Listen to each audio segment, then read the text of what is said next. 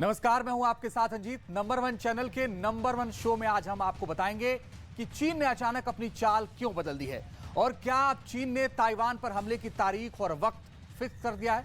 पिछले 24 घंटे में ताइवान और चीन के बीच युद्ध होने के 3 मौके आए, लेकिन तीनों मौकों पर चीन ने पलटी मारी है। लेकिन अब आने वाले 24 घंटों को लेकर बहुत बड़ा खतरा मंडरा रहा है, क्योंकि चीन की तरफ से अमेरिका को लेकर ऐसा बयान आया कि उसके लिए ताइवान को बचाना बहुत मुश्किल हो जाएगा।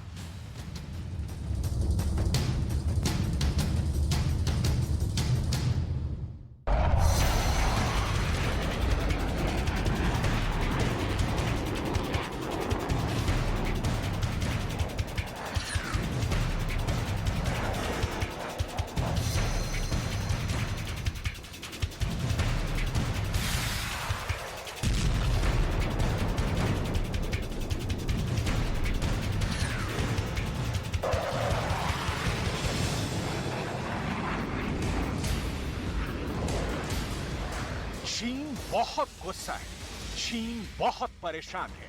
शी जिनपिंग की बेचैनी अब चीन के मिलिट्री बेस पर नजर आने लगी है। जैसे ही दुनिया में ताइवान और अमेरिका के बीच हथियारों वाली मदद की खबर छपी, चीन के फाइटर जेट ताइवान की तरफ उड़ान भरने के लिए तैयार हो गए।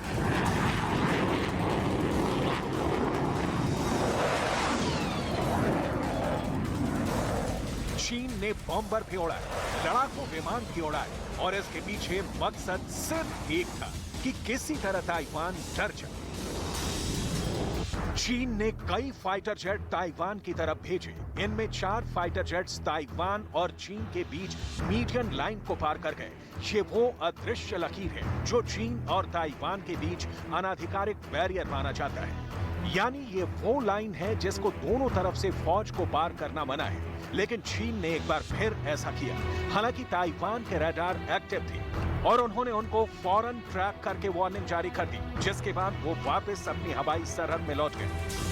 ताइवान का दावा है कि उसने चीन के 4 फाइटर जेट्स को ट्रैक किया था और उनको वापस लौट जाने की वार्निंग भी लगातार दी जाती रही। लेकिन चीन ने मीडियम लाइन को पार करके बता दिया कि वो ताइवान पर जब चाहे हमला कर सकता है। वहीं ताइवान को भी ये पता है कि इस वक्त चीन के 5 से 6 जहाज उसकी समुद्री सीमा के आसपास ही ऑपरेट कर रहे हैं। चीन की धमकी वाला अंदाज या कहें कि उसकी घुसपैठ फौरन इंटरनेशनल मीडिया में खबर बनने लगी। चीन की इस हरकत को यूरोप और अमेरिका की मीडिया ने बड़ा धमकाने वाला कदम बताया। चीन इस साल सैकड़ों बार ऐसी हिमाकत कर चुका है और अब इसमें अचानक तेजी आई है। इससे पहले 2 सितंबर को भी ताइवान ने चीन के 19 विमानों और 3 वॉरशिप को भी ट्रैक किया था, जो मीडियन लाइन की तरफ बढ़ रहे थे। चीन लगातार ताइवान को धमका रहा है, अमेरिका को भी डरा रहा है, जापान को भी वार्निंग दे रहा है।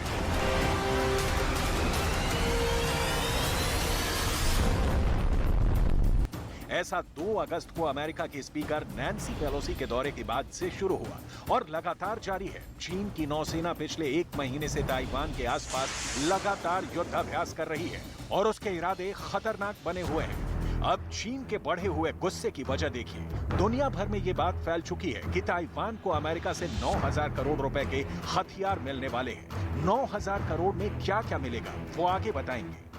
पहले देखिए कि ताइवान के नए हथियार चीन के लिए क्यों मुसीबत माने जा रहे हैं। पूरी दुनिया में अब बस इसी बात की चर्चा हो रही है। अमेरिका के वॉशिंगटन पोस्ट ने इस खबर को बहुत प्रमुखता से छापा। ब्रिटेन के बीबीसी में भी यह खबर सबसे ऊपर रही। फ्रांस 24 में भी इस खबर को छापकर बताया गया कि चीन बहुत गुस्से में है। ताइवान को नए हथियार दिए जाने की बात ऐसे वक्त में हो रही है जब चीन ने ताइवान पर हमले का मन बना लिया है। चीन कब हमला करेगा इसका सटीक अंदाजा नहीं है, लेकिन उसकी तैयारी पूरी है, ये दुनिया जानती है। बस बीजिंग में बैठे मिलिट्री कमांडर जानते हैं कि हमले का सही वक्त क्या होगा। चीन और ताइवान के बीच बढ़ती टेंशन को लेकर कुछ सुर्खियां देखिए। जर्मनी के डॉशे वेले में भी यह खबर हेडलाइन बनी। कतर के अल जजीरा में भी ताइवान को मिलने वाले हथियारों का जिक्र है। ताइवान, जापान और अमेरिका की बाकी मीडिया में भी यही खबर सुर्खियों में छाई रही। इसमें कोई शक नहीं होना चाहिए। अगर इन हेडलाइंस को पढ़ पढ़कर शी जिनपिंग का खून खौल रहा होगा। चीन की पूरी लीडरशिप बहुत ज्यादा गुस्से में है और शी जिनपिंग इसका जवाब कैसे देंगे, ताइवान और अमेरिका को वो क्या सबक सिखाएंगे, अब इस बात का इंतजार किया जा रहा है। अभी चीन ने कहा है कि अमेरिका को हथियारों का ये नया करार वापस ले लेना चाहिए, नहीं तो चीन इसका सख्त जवाब देगा। देखा जाए तो अभी चीन के विमानों ने सिर्फ मीडियन लाइन क्रॉस करके ताइवान पर हमले की धमकी दी है।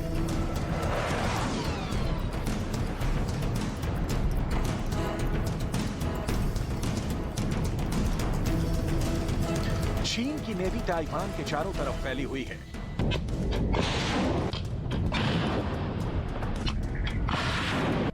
चीन के जंगी जहाज ताइवान के आसपास ही मंडरा रहे हैं।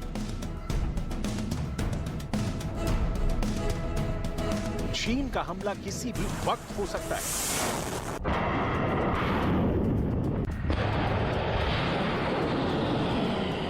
ताइवान इसके लिए पूरी तरह तैयार है। ताइवान में चीन को रोकने के लिए 3 लेवल पर डिफेंस तैयार है। यही वजह है कि जब ताइवान ने चीन के लड़ाकू विमानों को ललकारा तो वो वापस लौट गए। ऐसा इसलिए हुआ क्योंकि ताइवान ने भी खुद को बचाने के लिए अपना एयर डिफेंस पूरी तरह तैयार किया हुआ है। ताइवान ने अपने कॉम्बैट एयर पेट्रोल्स यानी F-16 विमानों को एक्टिव किया हुआ है। ताइवान ने अपने एयर डिफेंस सिस्टम को भी लगातार सक्रिय रखा हुआ है और वो चीन को लगातार चेतावनी भी दे रहा है। और अब उसको अमेरिका से 9,000 करोड़ रुपए में नए हथियार भी मिलने जा रहे हैं। इनमें ताइवान को 2 बहुत खास मिसाइल मिलने वाली हैं, जो वो पहले से भी इस्तेमाल करता रहा है।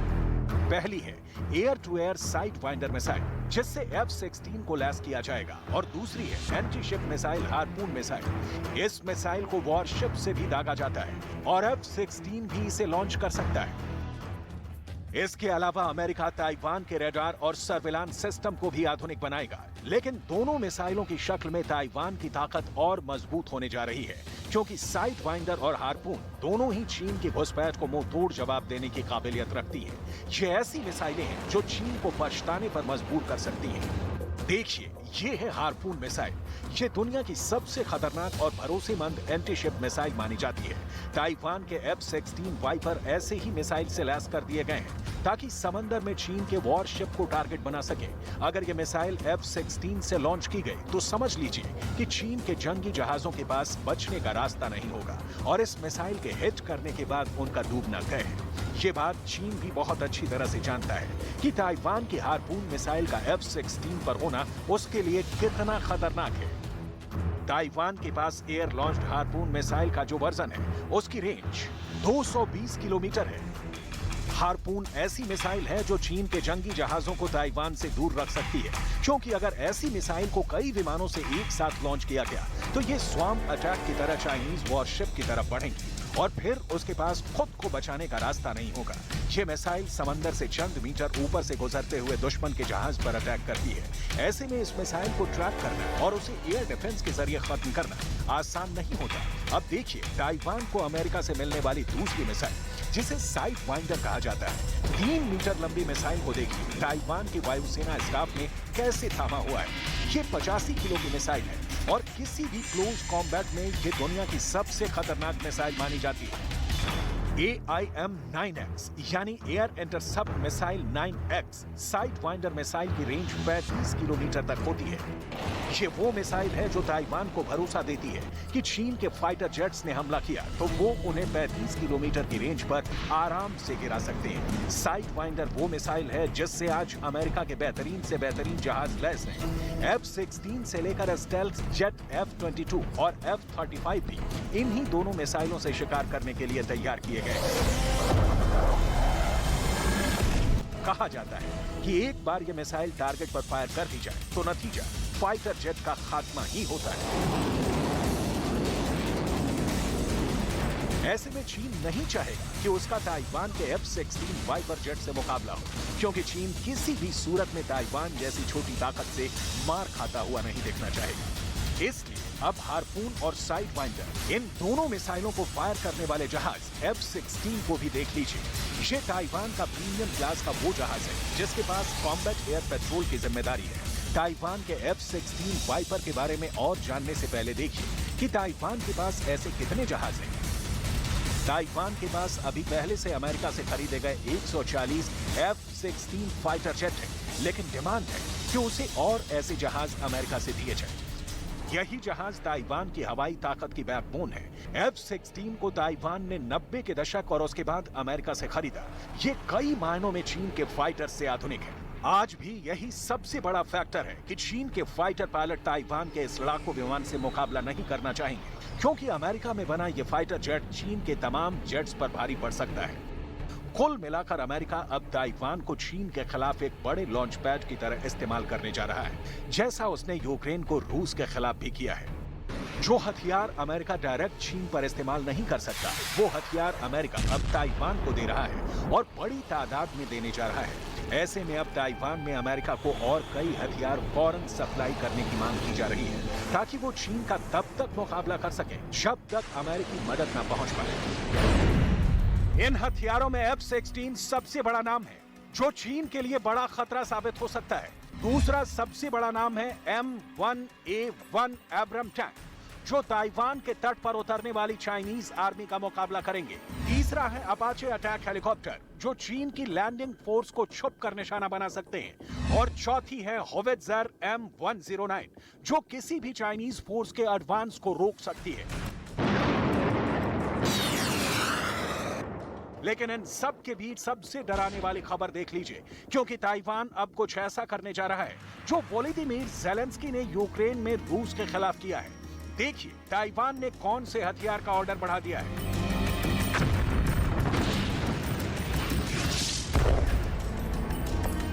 ये वही हाइमर्स हैं जिसने यूक्रेन में रूस की फौज को पीछे धकेल दिया है। अब यही रॉकेट सिस्टम ताइवान की बड़ी पसंद बन गया है।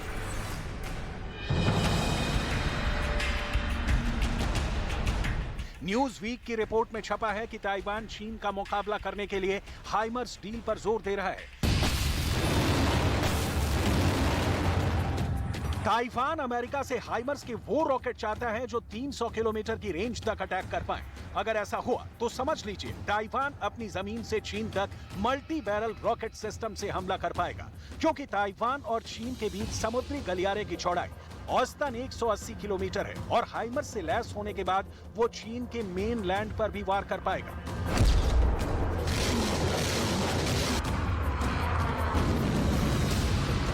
चीन की फौज ताइवान की तरफ कूच करने से पहले सेफ पैसेज यानी सुरक्षित रास्ते की फिक्र करेगी और उसका ताइवान पर कब्जे का पूरा प्लान खटाई में पड़ सकता है। इसलिए चीन को ताइवान और अमेरिका के बीच हाइमर्स वाली डील से डरने की जरूरत है, क्योंकि ताइवान ने अगर इस मल्टी रॉकेट सिस्टम को तैनात कर दिया तो चीन की फौज बैकफुट पर आ जाएगी। ऐसा ही डॉनबास की जमीन पर रूस की फौज के साथ हो चुका है। कुल मिलाकर अमेरिका की स्ट्रेटेजी ये है कि ताइवान को इतना ताकतवर बना दिया जाए या उसे ऐसे हथियार दे दिए जाएं जिससे वो चीन को रोक सके, शी जिनपिंग की फौज को लहूलुहान कर सके। लेकिन सवाल ये है कि क्या ये सब कुछ इतनी जल्दी हो सकता है? क्या ताइवान की इस स्ट्रेटेजी को लेकर तैयारी फुल प्रूफ है? फिलहाल चीन और ताइवान के बीच युद्ध के बादल मंडरा रहे हैं। दुनिया को यूक्रेन के बाद ताइवान की तबाही साफ साफ नजर आ रही है, क्योंकि चीन का हमला कभी भी हो सकता है।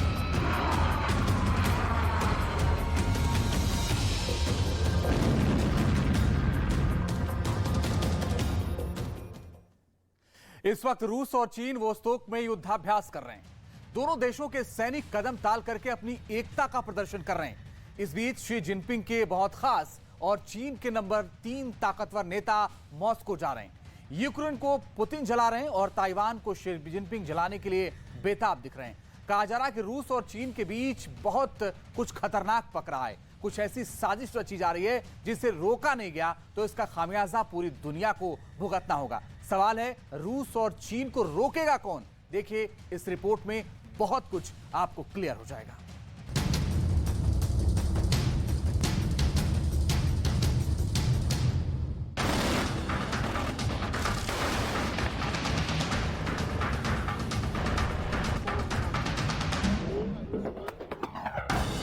पुतिन को शी जिनपिंग की कॉल आई।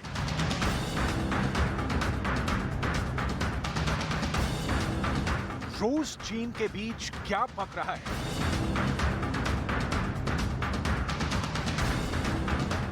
रूस चीन की बड़ी साजिश।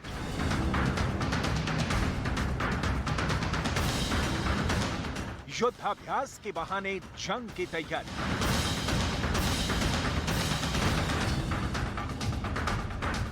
चीन के नंबर 3 नेता की रूस यात्रा।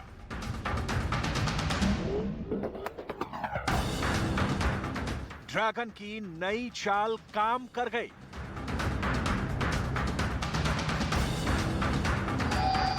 बीजिंग टू मॉस्को की दूरी वैसे तो करीब 6000 किलोमीटर की है, लेकिन दोनों के बीच रिश्तों में जो नई मिठास भरी जा रही है, उससे अमेरिका का मुंह कड़वा हो गया है। क्योंकि चीन के लिए दोस्ती और दुश्मनी एक ही सिक्के के दो पहलू हैं। चीन उसूलों वाली दोस्ती नहीं, स्वार्थ सिद्धि वाला गठजोड़ करता है। पश्चिमी मीडिया में रूस के साथ चीन की प्रगाढ़ होती दोस्ती की रिपोर्ट छप रही हैं।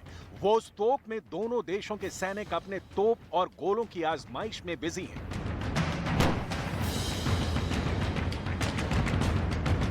कहा जा रहा है इन दोनों के बीच के बनते रिश्ते दुनिया को बिगाड़ने की मूल वजह बन सकते हैं।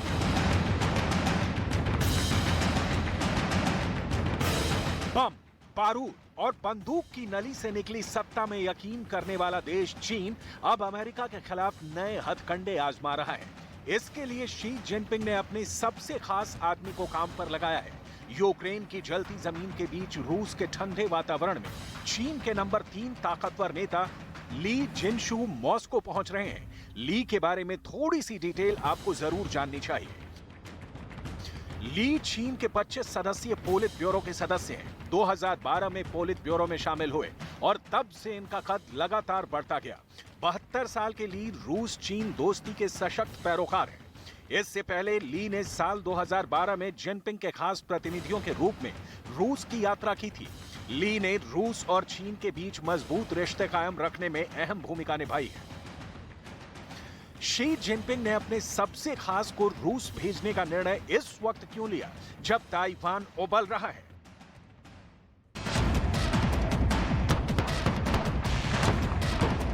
जब पुतिन के सिपाही यूक्रेन को नेस्तोनाबूद करने के लिए दिन रात बम गिरा रहे हैं,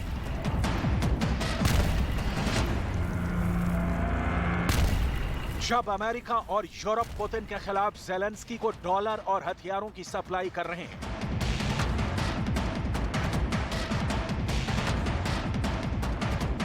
जब ताइवान की आजादी को महफूज रखने के लिए अमेरिका के जंगी जहाज समंदर में उतरे हैं,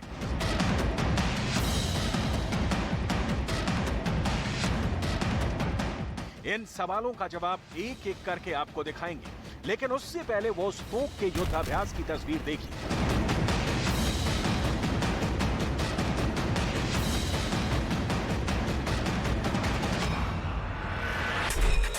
व्लादिवोस्तोक जापानी सागर के किनारे और उत्तर कोरिया के उत्तर में स्थित रूस का शहर है। 1 से 7 सितंबर तक चलने वाले इस अभ्यास की मेजबानी रूस कर रहा है। इस युद्धाभ्यास में 50,000 से अधिक सैनिक हिस्सा ले रहे हैं। यह अभ्यास 7 अलग अलग फायरिंग रेंज पर हो रहा है। इसमें 5,000 से अधिक हथियार, 140 विमान और 60 युद्धपोत शामिल हो रहे हैं। इस अभ्यास ने विशेषज्ञों की चिंता बढ़ा दी है। उनका कहना है कि यह अभ्यास अमेरिका से तनाव के बीच सिर्फ रूस और चीन के बीच के गहरे संबंधों का प्रदर्शन भर नहीं है, बल्कि यह यूक्रेन युद्ध के बीच मिलिट्री ड्रिल में शामिल होने के लिए हजारों सैनिकों को भेजने की रूस की क्षमता को दिखाता है। पुतिन पश्चिमी देशों को यह भी बताना चाहते हैं कि मॉस्को अलग थलग नहीं पड़ा है, जैसा यूक्रेन युद्ध के बाद अमेरिका और उसके सहयोगी देश सोच रहे हैं। Первый элемент для Пекина – это продемонстрировать Москве, что Китай все равно остается надежным партнером. Да, может быть, какие-то китайские компании соблюдают санкции. Да, значит, Китай не делает радикальных шагов для того, чтобы Москве помочь, в том числе на поле боя. Но, тем не менее, Китай – это надежный стратегический тыл, с ним укрепляется военное взаимодействие, и на Китай можно положиться. चीन पर रूस के विश्वास की एक नहीं टोकरी भर वजह है, लेकिन फिलहाल तो यूक्रेन जंग में शी जिनपिंग की पुतिन को नैतिक समर्थन वाली बात ही प्रमुख दिखती है। हालांकि चीन की मीडिया ये नहीं बता रही कि चीन के नंबर 3 नेता रूस क्या करने जा रहे हैं, लेकिन ये ओपन सीक्रेट जैसा है कि रूस चीन बहुत करीब आ रहे हैं और टाइमिंग देखें तो ये बहुत कुछ बयान कर देता है। रूस चीन भाई भाई के जो नए नारे लग रहे हैं, असल में उसमें रूस को कम, चीन को ज्यादा फायदा है। ये वही चीन है जो यूक्रेन जंग के ऐलान से पहले रूस से सस्ते तेल का करार किया। ये वही चीन है जो यूक्रेन पर पुतिन का साथ दे रहा है। चीन के टैंक यूक्रेन में भले ही नहीं उतर रहे, लेकिन चीन रूस को भरपूर समर्थन दे रहा है। ऐसा इसलिए क्योंकि इन दोनों का दुश्मन एक है। जो कीव में ज़ेलेंस्की का साथ देता है, वो हिंद प्रशांत महासागर में भी चीन की चुनौतियों का मुंह तोड़ जवाब देता है। यही वजह है कि वो स्टोक में हो रहे युद्धाभ्यास से निकल रहे बारूद ने बाइडेन की आंखें लाल कर दी हैं, क्योंकि अमेरिका की नीति है कि कोरोना पर आरोप झेलने वाले चीन को अलग थलग किया जाए। यूक्रेन पर हमले के बाद रूस का भी कनेक्शन दुनिया के देशों से काट दिया जाए। लेकिन ये अमेरिका की चाहत है, चीन की चाहत है ताइवान पर कब्जे की, और रूस की चाहत है यूक्रेन को बर्बाद करने की।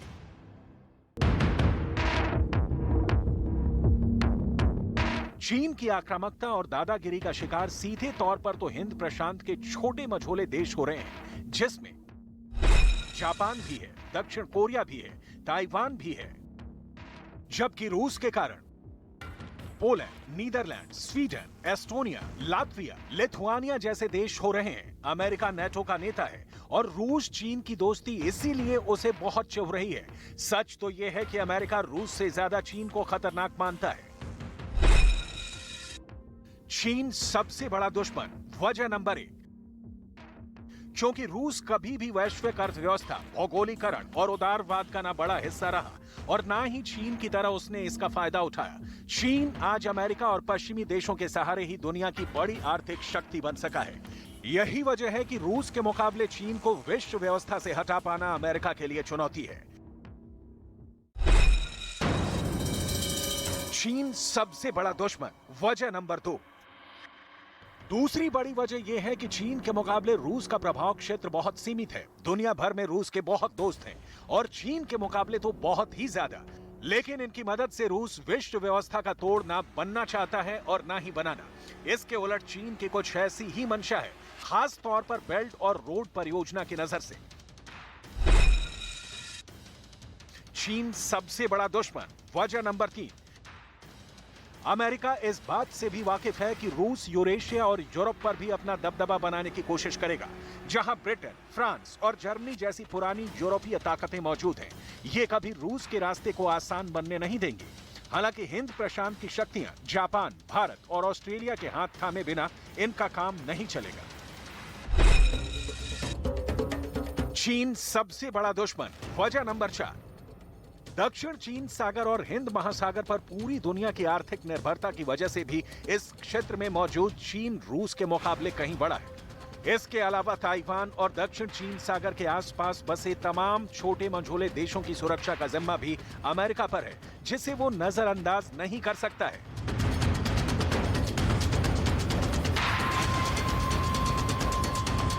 लिहाजा जो बच जाता है वो है चीन को हर फ्रंट पर करारा जवाब देना।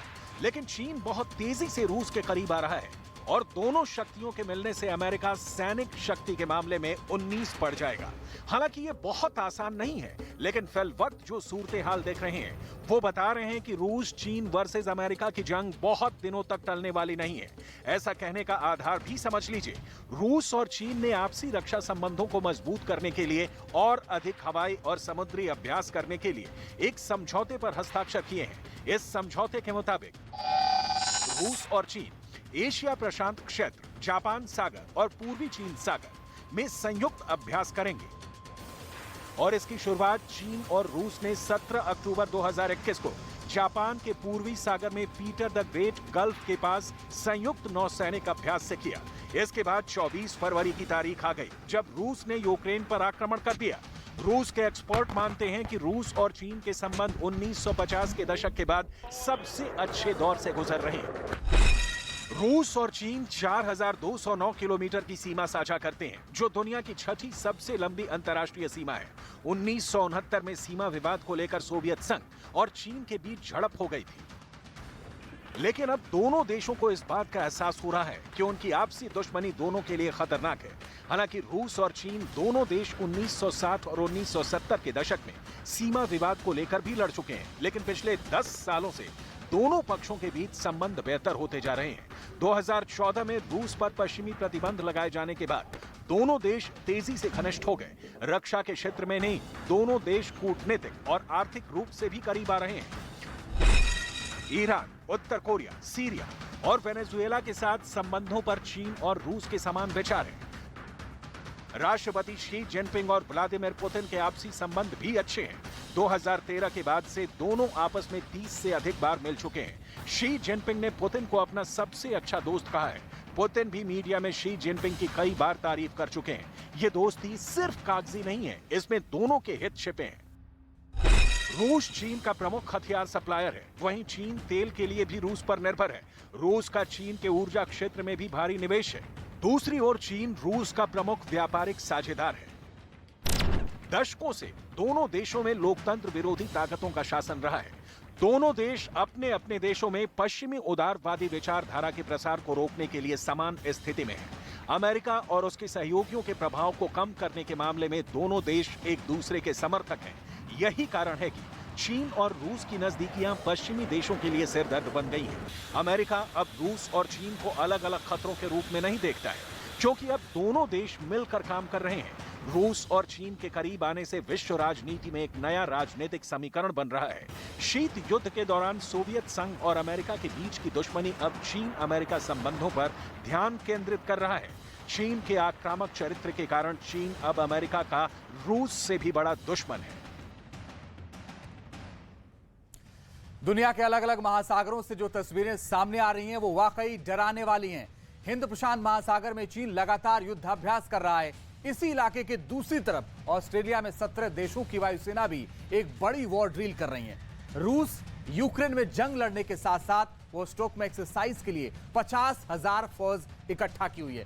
लेकिन अब बाल्टिक सागर में अमेरिकी नौसेना के एक युद्धाभ्यास ने राष्ट्रपति पुतिन के साथ साथ पूरी दुनिया की टेंशन बढ़ा दी है। दरअसल अमेरिका जहां ये वॉर ड्रिल कर रहा है वो इलाका रूस की सरहद के बेहद करीब है और यूक्रेन से 1350 किलोमीटर दूर है। क्या अमेरिका रूस को यह पैगाम दे रहा है कि वो भी जंग के लिए तैयार है?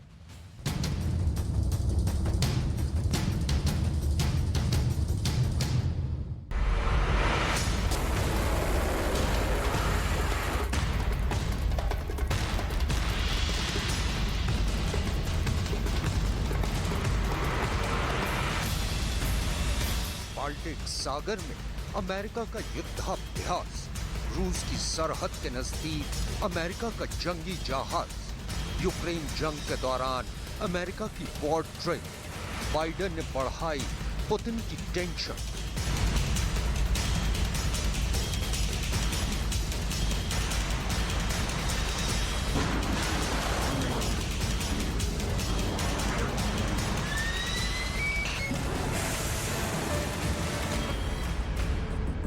आपको ये बताने से पहले कि कैसे अमेरिकी राष्ट्रपति जो बाइडेन के एक फैसले ने रूस के राष्ट्रपति व्लादिमीर पुतिन की टेंशन बढ़ा दी है, हम आपको कुछ तस्वीरें दिखाते हैं।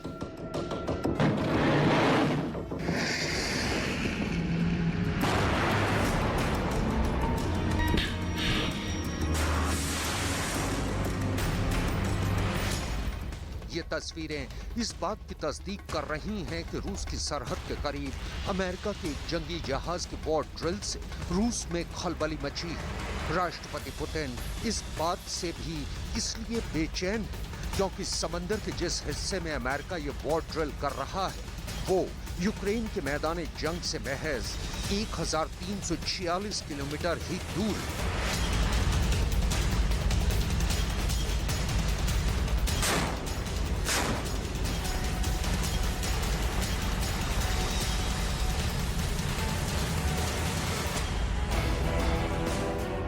ये अमेरिका की नौसेना का जंगी जहाज USS केयरसार्च और इस वक्त अमेरिका का फर्स्ट क्लास का ये जंगी जहाज बाल्टिक सागर में एक युद्धाभ्यास कर रहा है।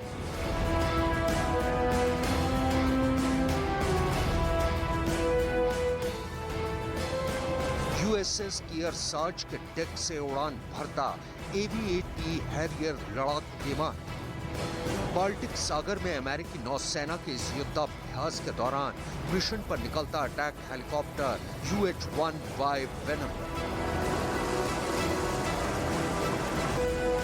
वॉर ड्रिल के दौरान समंदर की लहरों पर स्पीड बोट में निकलते अमेरिकी मरीन कमांडो की एक टुकड़ी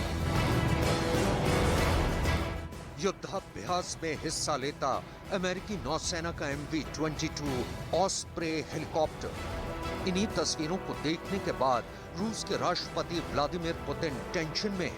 ये पिछले 20 साल में पहला मौका है जब अमेरिकी नौसेना का एक जंगी जहाज बाल्टिक सागर में कोई युद्धाभ्यास कर रहा है। अमेरिकी नौसेना के मुताबिक उसके इस युद्धाभ्यास का मकसद बाल्टिक सागर के इस इलाके में शांति और सुरक्षा बहाल रखना। It's been about 20 years that we could track since a ship of this class has been in the Baltic operating. So it's a first of for us in recent memory, and it's been very exciting. दरअसल Baltic सागर से Europe के 9 देशों की सरहदें सटी हुई हैं और ये देश हैं स्वीडन, फिनलैंड, रूस, Estonia, Latvia, Lithuania, Poland, Germany और Denmark. We have trained with both Sweden and Finland over the last several months, and both nations have extremely capable professional militaries, and it has been an absolute pleasure to train alongside them, and hopefully they've learned something from us, because I know definitely we have learned a lot from training alongside them. Baltic सागर से सटे 8 देशों में से Sweden और Finland को छोड़कर बाकी तमाम देश यानी Estonia, Latvia, Lithuania, Poland, Germany और डेनमार्क नेटो यानी नॉर्थ अटलांटिक ट्रीटी ऑर्गेनाइजेशन में शामिल देश हैं और फिलहाल यूक्रेन जंग की वजह से इन तमाम देशों के संबंध रूस से तल्ख चल रहे हैं। इसके अलावा फिनलैंड और स्वीडन रूस के आक्रामक रुख को देखते हुए नेटो में शामिल होने की प्रक्रिया शुरू कर चुके हैं। इतना ही नहीं, पिछले कुछ वक्त से इस इलाके में अमेरिकी नौसेना भी लगातार रूस के पड़ोसी देशों के साथ मिलकर वॉर ड्रिल कर रही है। यानी अमेरिका रूस को ये साफ पैगाम देना चाहता है कि वो भी जंग के लिए तैयार है।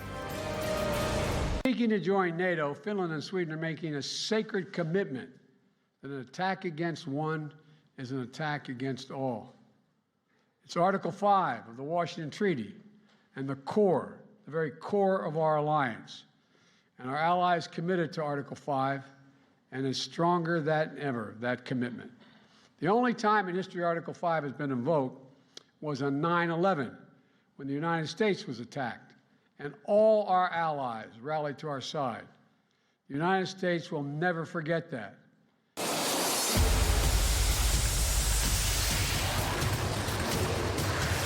अमेरिकी नौसेना का जंगी जहाज USS कियरसार्च समंदर की लहरों पर तैरता एक अभेद किला है।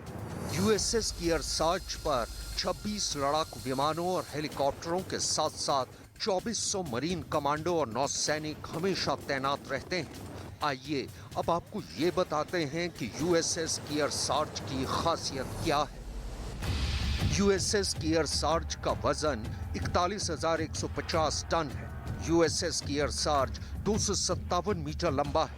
ये 41 किलोमीटर प्रति घंटे की रफ्तार से समंदर में तैर सकता है। USS कियरसार्च मॉडर्न वॉरफेयर सिस्टम और रेडार से लैस है। इसके अलावा USS कियरसार्च 2 rolling airframe missile launcher, 2 सी स्पैरो मिसाइल लॉन्चर, 25 mm की 4 MK-38 चेन गन और .50 कैलिबर की 4 BMG मशीन गनों से लैस है।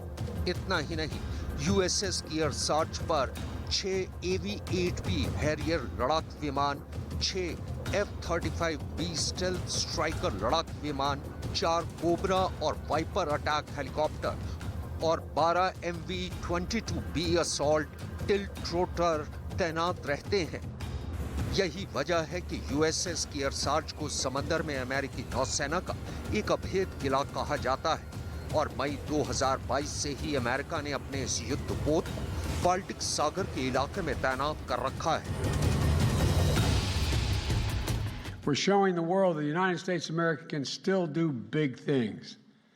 This nearly unanimous bipartisan ratification sends another important message. The United States is committed. The United States is committed to the transatlantic alliance. Together with our allies and partners, we're going to write the future we want to see, the future we want to see. And in a moment when Putin's Russia has shattered peace and security in Europe, when autocrats are challenging the very foundations of a rule-based order, the strength of the transatlantic alliance and America's commitment to NATO is more important than it's ever been. America Baltic सागर में ये युद्धाभ्यास दो वजहों से कर रहा है। पहली वजह है यूक्रेन जंग और दूसरी वजह है रूस का सालाना वोस्टॉक वॉर ड्रिल। दरअसल रूस यूक्रेन जंग के दौरान अपना सालाना युद्धाभ्यास वोस्टॉक भी कर रहा है।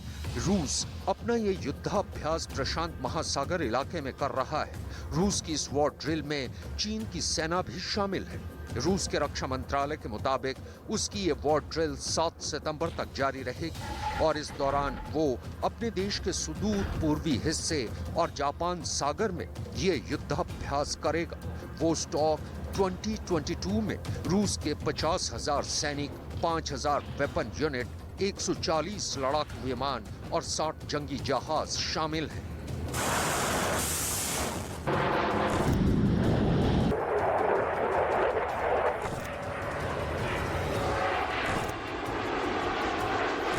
इसके साथ साथ ऑस्ट्रेलिया में भी 17 देशों की वायु सेनाएं हिंद प्रशांत महासागर के इलाके में एक बड़ा युद्धाभ्यास कर रही हैं। ये तमाम तस्वीरें एक्सरसाइज पिच ब्लैक 2022 की हैं और इन तमाम लड़ाकू विमानों के निशाने पर कोई और नहीं बल्कि चीन और रूस है। दरअसल इस वक्त 17 देशों की वायु सेना एक साथ exercise pitch black war drill कर रही है। पिच ब्लैक एक्सरसाइज का मेजबान ऑस्ट्रेलिया है और इसमें भाग लेने वाले देशों में भारत, जर्मनी, फ्रांस, संयुक्त अरब अमीरात, Malaysia, America, New Zealand, Indonesia, Singapore, Japan, Korea गणराज्य, यूके, फिलीपींस, थाईलैंड, कनाडा और द नीदरलैंड शामिल हैं।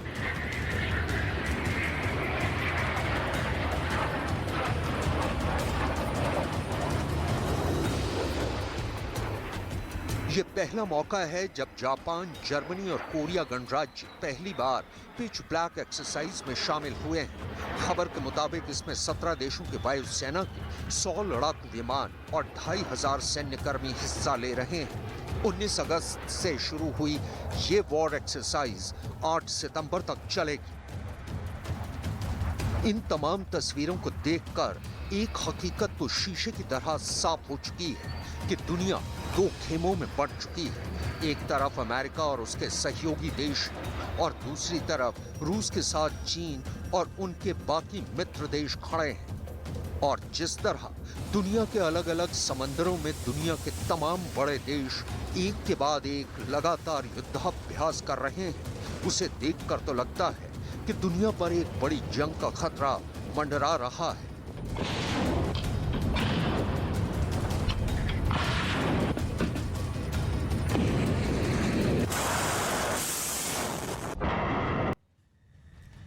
पूरे यूरोप पर इस वक्त परमाणु खतरा मंडरा रहा है। यूक्रेन में इस वक्त ये सबसे बड़ी खबर है। यूक्रेन का न्यूक्लियर प्लांट पूरे यूरोप में बड़ी तबाही की वजह बन सकता है, क्योंकि इस परमाणु प्लांट के पास जेलेंस्की ने एक बहुत बड़ा स्पेशल कमांडो ऑपरेशन किया है। लेकिन इस ऑपरेशन का रिजल्ट क्या निकला? क्या न्यूक्लियर प्लांट पर दोबारा जेलेंस्की का कब्जा हो पाया? इस न्यूक्लियर प्लांट के लिए जंग क्यों हो रही है? इसका मकसद क्या है? हर सवाल का जवाब मिलेगा आपको इस रिपोर्ट में।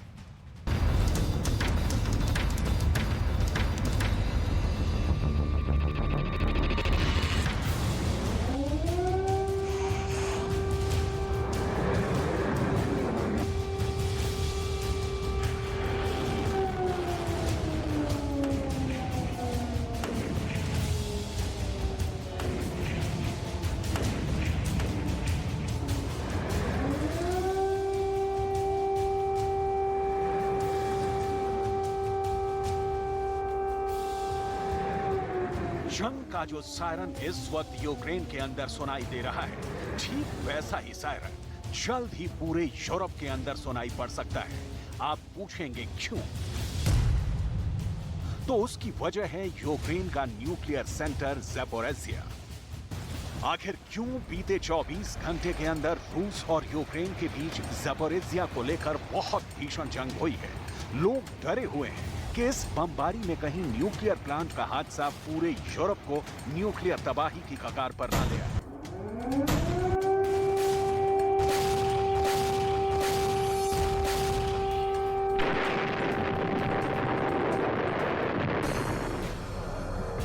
आखिर दुनिया के बड़े बड़े युद्ध विशेषज्ञ क्यों कह रहे हैं कि यूक्रेन में जीत की चाबी ज़पोरिज़िया के न्यूक्लियर प्लांट के अंदर छुपी हुई है?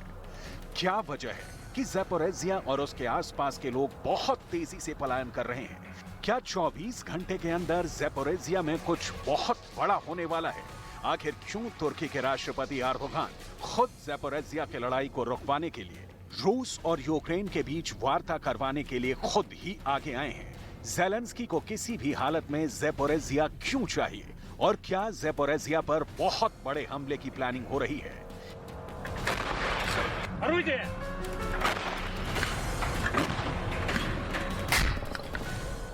192 दिनों के बाद आखिर ज़पोरिज़िया की स्थिति क्या है और कैसे 24 घंटे यूरोप पर भारी है, सब आपको बताएंगे।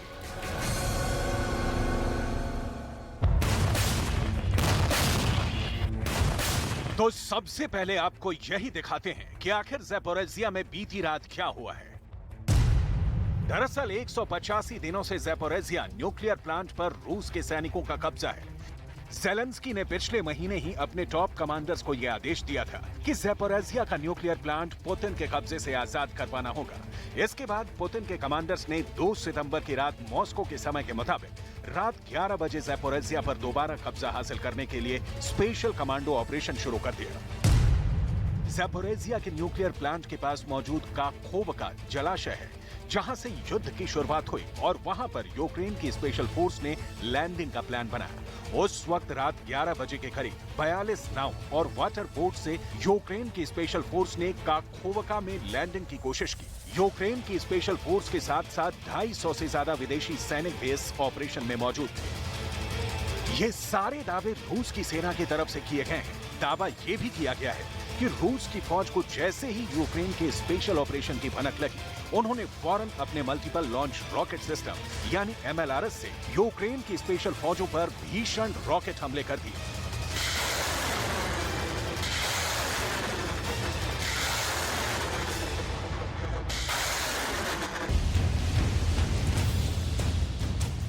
पुतिन का ऑर्डर ज़पोरिज़िया को लेकर बिल्कुल क्लियर है। ये पूरा इलाका रूस की फौज के पास रहना बहुत जरूरी है। इसलिए ज़पोरिज़िया न्यूक्लियर प्लांट के पास ही रूस ने अपना मल्टीपल लॉन्च रॉकेट सिस्टम तैनात कर दिया है और मौका देखते ही यूक्रेन के स्पेशल ऑपरेशन के खिलाफ रूस ने अपने रॉकेट लॉन्चर्स के मुंह खोल दिए।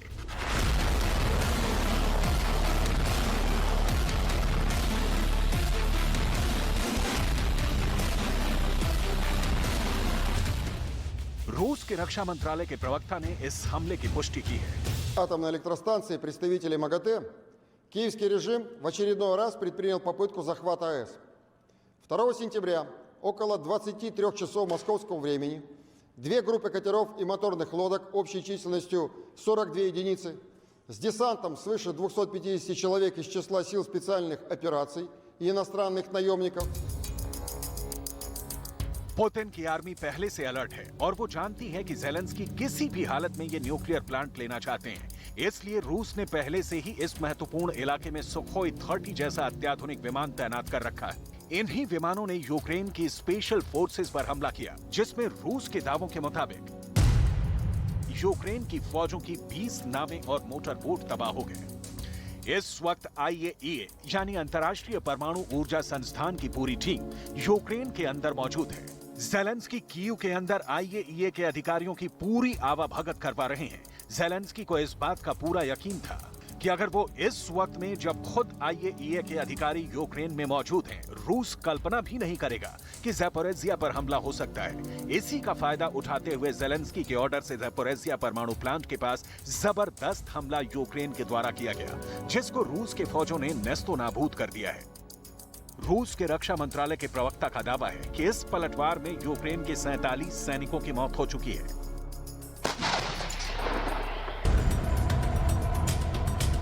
अब देखिए, ज़ेलेंस्की को झटका तो बहुत जबरदस्त लगा है। ज़ेलेंस्की दुखी भी बहुत है। ज़ैपोरिज़िया के पावर प्लांट के पास उनके स्पेशल ऑपरेशन के फेल हो जाने का गम भी उनको जरूर है, लेकिन उन्होंने ये सारी बातें यूक्रेन की जनता से छुपाने की कोशिश की है।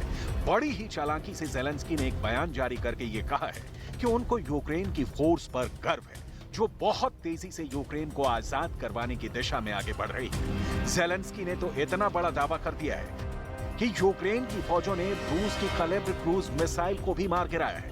У наших повітряних сил збиті калібри, ударних гвинтокрил окупантів, безпілотники. Хочу подякувати усім нашим захисникам, захисницям неба з повітряного командування «Схід». Ви молодці сьогодні і завжди. Кожен такий результат – це врятовані життя наших громадян, можливість не боятися для усіх наших людей. Ми зробимо все, щоб Україна могла повністю убезпечити своє небо від російських ракет і авіації. Це одне з фундаментальних питань для нашої держави. І, звичайно, ми вдячні усім нашим партнерам, які допомагають. आपने देखा कैसे ज़ेलेंस्की ने मीठी मीठी बातें करके यूक्रेन के लोगों को बहलाया, लेकिन ये नहीं बताया कि ज़ैपोरिज़िया की लड़ाई में उनको भारी झटका लगा है। ज़ैपोरिज़िया पर यूक्रेन की हिमाकत देखकर क्रेमलिन यानी रूस के राष्ट्रपति भवन के अंदर काफी बेचैनी है। इसका बदला लेने का साफ इशारा रूस के टॉप कमांडर्स की तरफ से कर दिया गया है और इसी के तहत ज़ैपोरिज़िया के न्यूक्लियर प्लांट से 106 किलोमीटर दूर निकोपोल शहर पर रूस ने जबरदस्त हमला कर दिया है।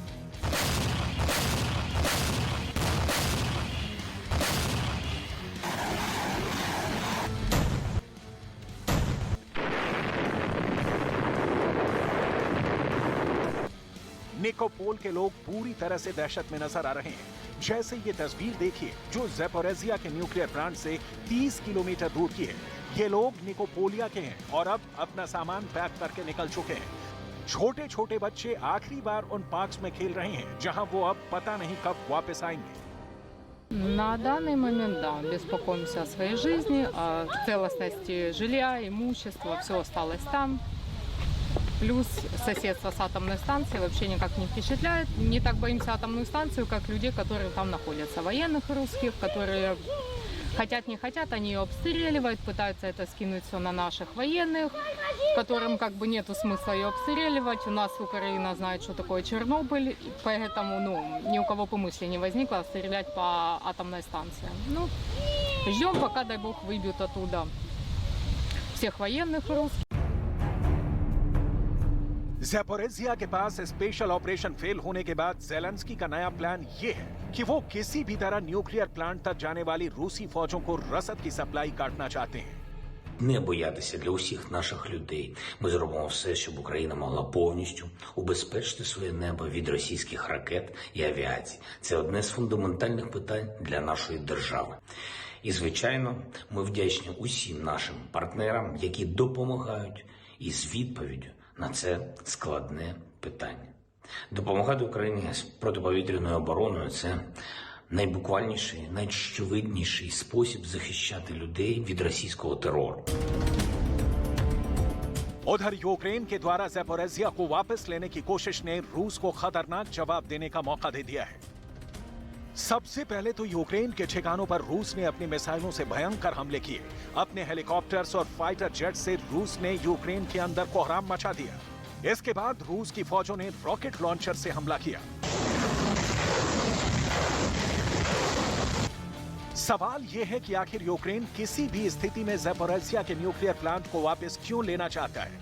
आपको बता दें कि बेहद चालाकी से यूक्रेन ने कीव पर हमला करने के एक हफ्ते बाद ही ज़ैपोरिज़िया न्यूक्लियर प्लांट पर हमला कर कब्जा कर लिया था। इस परमाणु पावर प्लांट की क्षमता और लोकेशन दोनों काफी अहमियत रखती है। ज़ैपोरिज़िया प्लांट की कुल क्षमता करीब 6000 मेगावाट बिजली बनाने की है, जिससे लगभग 40 लाख घरों में बिजली सप्लाई हो सकती है। यह प्लांट दक्षिणी यूक्रेन में नीपर नदी के किनारे स्थित है, जो यूक्रेन की राजधानी कीव से लगभग 550 किलोमीटर दक्षिण पूर्व और चेर्नोबिल से करीब 525 किलोमीटर दक्षिण में है। वहीं ज़ैपोरिज़िया प्लांट की क्राइमिया से दूरी 200 किलोमीटर है। ज़ैपोरिज़िया प्लांट के अंदर इस वक्त क्या चल रहा है, इस पर भी सबसे बड़ा अपडेट यह है कि न्यूक्लियर प्लांट के अंदर बिजली की मेन सप्लाई कट गई है। न्यूक्लियर प्लांट ठीक तरीके से काम करता रहे, इसके लिए उनका ठंडा रहना बहुत जरूरी है।